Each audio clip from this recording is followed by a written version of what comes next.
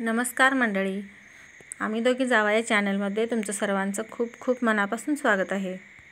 तर आज आपण बनवतोय जे कंगवे वगैरे अडकवायचं स्टँड असतं, क्लिपा आपल्या केसामधल्या, चाप वगैरे हे सगळं जे अडकवायला स्टँड आपलं असतं ते स्टँड आपण बनवणार आहोत। ते कसं बनवायचं ते पाहूया। त्यासाठी इथे मी ह्या बोन्या घेतल्यात। पहा, बोन्या म्हणजे ह्या कांदे वगैरे जे आपल्याला मिळतात ना मार्केटमधून, जास्त कांदे आपण आणलेत तर हे अशा प्रकारे या बोन्यामधून बोनी म्हणतात याला की गोणी, आमच्याकडे टिक्क म्हणतो आम्ही याला। हे याच्यामधून आपल्याला कांदे मिळतात। फुलाचे वगैरे सुद्धा असे असतात, ते सुद्धा घेतलं तरी चालतं। त्याच्यामधले हे पहा, हे चपटे जे धागे आहेत रुंद आणि चपटे, ते आपल्याला काढून टाकायचे आहेत आणि जे केसासारखे एकदम पातळ बारीक आहेत ते धागे आपल्याला यासाठी घ्यायचे आहेत। सुरुवातीला मी अगोदर हे असं अखंड पोतं घेतलं होतं हे करायला, म्हणजे धागे त्याचे काढायला, पण ते एकदम मोठं घेतल्यामुळे त्याचे धागे निघत नव्हते। मग नंतर माझ्या नंतर लक्षात आलं की हे कट करून एक छोटासा पट्टा घ्यायचा, म्हणजे 1 फुटाचा किंवा 1.5 फुटाचा असे पट्टे काढून त्याचे मग धागे ते बाहेर लगेचच निघतात। हे पहा, इथे मी असे छोटे छोटे नंतर पट्टे केलेत आणि मग त्याचे धागे अगदी सहज निघू लागलेत।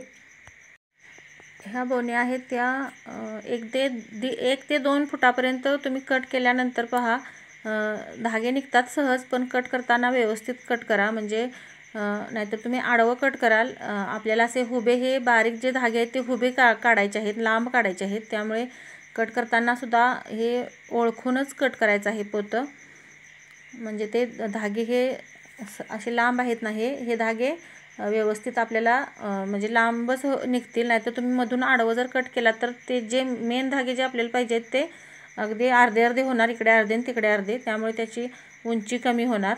आपण जे हँकर बनवणार आहे ना त्याची उंची कमी होईल, त्यामुळे ते कट करताना पोतं आपण व्यवस्थित कट करायचं। आणि इथे पहा, हे असं धागे काढलेत मी, एक पट्ट्याचे धागे काढलेत आणि हे अगदी व्यवस्थित करायचं सगळं। आणि वरती एक त्याला अशी गाठ मारून द्यायची, म्हणजे काय होणार, इकडे आपण बाजूला ठेवलं तर ते विस्कटू नये यासाठी ही गाठ मारायची आहे। ती गाठ आपण नंतर सोडणारच आहोत। अशाच पद्धतीने बाकीच्या सुद्धा गोण्यांचे आपण सगळं काढून घ्यायचं आहे, थोडे थोडे पट्टे, आणि मग राहिल्यानंतर शेवटी मग आपण ते एकत्र करणार आहोत। तर इथे पहा, मी दुसरा सुद्धा पट्टा लगेचच काढून घेतला आहे। याची सुद्धा अशीच गाठ मारून ठेवायची, नाहीतर काय होईल, आमच्यात मुलं आहेत छोटी, त्यामुळे ते इकडे तिकडे विस्कटू शकतात। मी ते धागे काढत असताना त्यांनी बऱ्याच वेळा बाहेर पळवून नेलं, म्हणूनच ही गाठ मारून ठेवली आहे मी, म्हणजे जरी विस्कटलं तरी ते आपल्याला सहज गुंता त्याचा काढता यावा।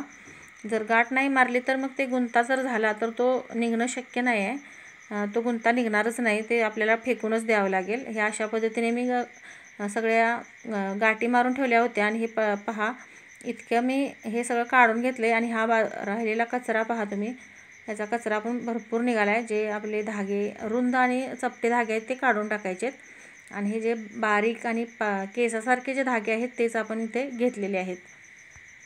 तर आता हे सगळ्या ह्या गुंड्या ज्या बनवल्यात आपण त्या आपण एकत्र करून घ्यायच्या आणि सगळ्याच्या गाठी सोडून घ्यायच्या आहेत, आणि पूर्ण असं म्हणजे त्याचं एकत्र करून घ्यायचं आणि एक सरळ करून घ्यायचं, म्हणजे त्याच्या व्यवस्थित ते लाईनला लावायचं सगळ्या धागे ते, आणि हे असं त्याची गुंडळी करायची आणि इथे एक गोल आकार तयार करायचा, आणि तिथे दुसऱ्या एका धाग्याने किंवा तुम्ही लोकर वगैरे काहीही घेऊ शकता। इथे मी लोकरच घेतली, तंगूसची लोकर घेतली ही, त्याने असं इथे गाठ मारायची,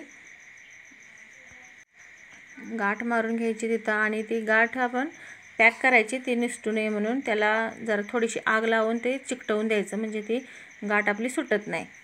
तर इथे मी जाम अशी गाठ मारलेली आहे पहा, परत परत अशा 4 गाठी मारून मग मी पॅक केले ते। हे कंगवा स्टँड बनवायच्या अगोदर मला वाटतं आमच्यात एक 7 ते 8 कंगवे आहेत सगळ्यांचे मिळून, पण एकही कधी जाग्यावरती मिळत नव्हता।